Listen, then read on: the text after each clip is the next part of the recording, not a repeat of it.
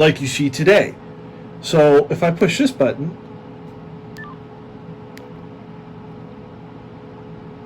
right, it's got a camera. So I am going to take a picture of my testing station here, or the monitor, and I push the center button. There you go. That's how you take a picture with this thing.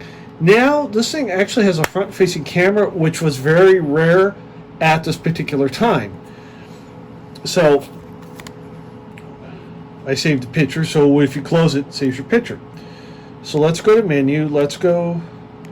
This is a very, very basic phone, but that's okay. So, you have... This phone came with Bluetooth. And Bluetooth technology at the time was still very, very new, so I don't know what version. I believe the version on this one is 1.1. So you can go to sound settings. I can go to call sounds, call ringtone.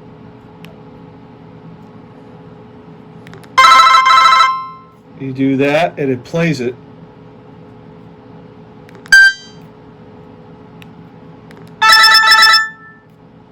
And these were the Motorola generic ringtones. So, and you didn't have an SD card or anything like that.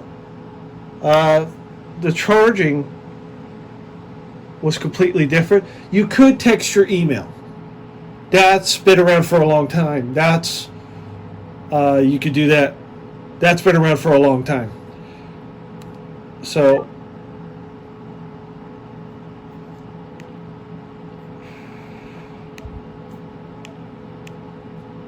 I'm not going to go into contacts. This was right. So you have music and tones. There's something called Vcast, which I'll get into in a minute. Picture and video.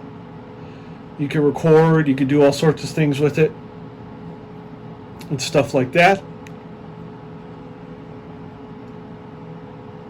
It's not available because, once again, the phone is not in service.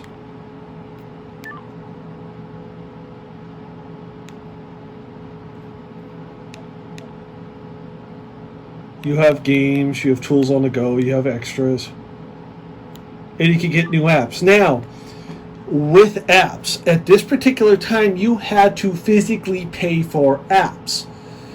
And that was a big deal because at this particular time, you had to pay for everything on your phone. Apps-wise, web, not so much. But the apps, like now you can go get free apps, that was unheard of at this particular time. And it was scary because I did this when I first got my phone. I was 14, by the way. And mind you, this was 2002. There were things you could go play with. Well, the problem is they didn't bother to tell you that they charged for it at this time. Now what we did that you got charged for, you could do for free. That's called data streamlining. So I am going to power off this phone.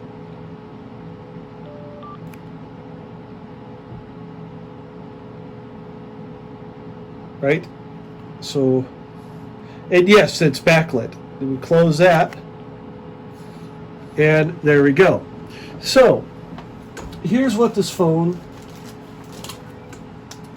came with at this particular time. Vcast. It's like Spotify at the time for your phone. That was the big thing. You had to go through that to watch music videos and do all sorts of things. So if I open this up here, you're going to see Vcast music, kind of like an iTunes type thing. Music videos, breaking news, sports, entertainment, and 3D games. Now, mind you, that for a phone of this era, that was a huge deal. So, and you get this stuff right here and all that. So that's just the box. Here's what came in the box. A charger to use a regular.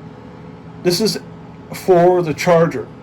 Now what this is basically, if you see that hole right there, This will take a DC regular charger if yours breaks. Now, at the time, phones that you didn't have the brick chargers like you do now for charging your phone. The power supply goes, you get it. It's USB A on one side, either the micro USB or Lightning on the other end.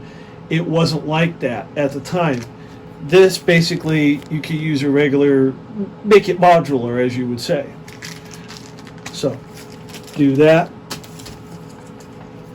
This is a quick booklet. Now, if you look at the top left-hand corner, it says CD-ROM, not DVD-ROM, because DVD-ROMs were really new at this time. And I remember this. I was in middle school, and this kid's brother had just bought a DVD-ROM, and it was really expensive at the time. And at the time, you could get mod chips for CD-ROM drives to mod the CD-ROM to turn it into a DVD-ROM. But those never worked. He got his to work. I don't know how he did it. So, if you look at the top left-hand corner, it says CD-ROM.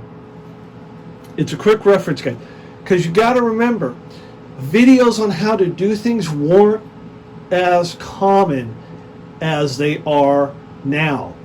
You couldn't go online. YouTube didn't exist at this particular time. So it's opened up, and if I pull this out, that's how you use your phone. You would put the CD-ROM in there, and on a Windows machine, you would use Windows Media Player, and you will look. And if you look here, it gives you instructions on the phone.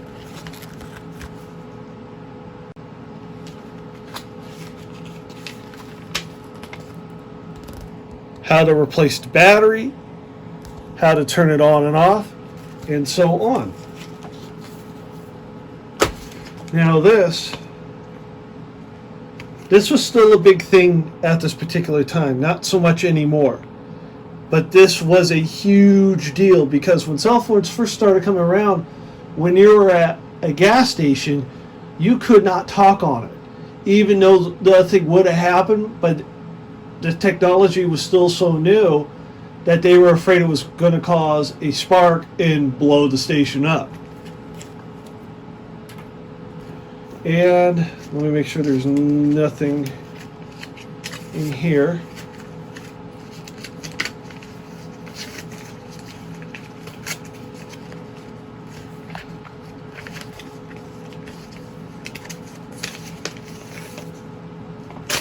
Now, this is something you don't see anymore. This is a user's guide. Remember, back then, it wasn't as cut as dry as it is now. So, that's why you have the user guide. So, to text. To make a call, you dial the number, you push send. So basically what you would do, let me turn the phone back on.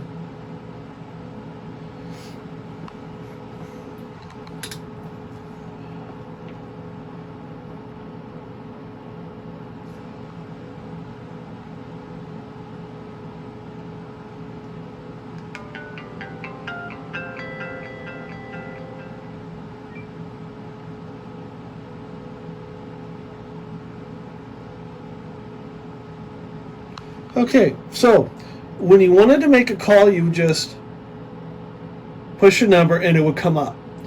You didn't go to dial pad, you didn't do any of that, right? So that's what you would do, and then when you were done, you would push the green send button. To hang up, you would push the red button, the power button. Now to text,